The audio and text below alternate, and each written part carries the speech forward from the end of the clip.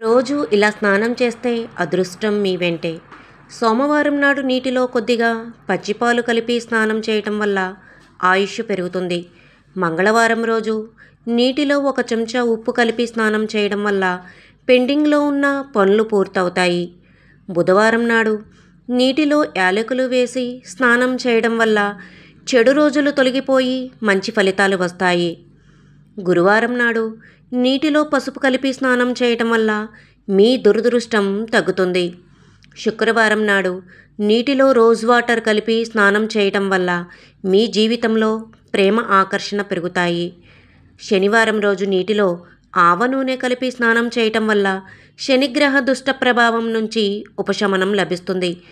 ఆదివారం నాడు నీటిలో గంగాజలం కలుపుకొని స్నానం చేయటం వల్ల పాపాలు తొలగి మనసు, శరీరం శుద్ధి అవుతాయి. నచ్చితే లైక్ చేయండి, ఫాలో చేయండి.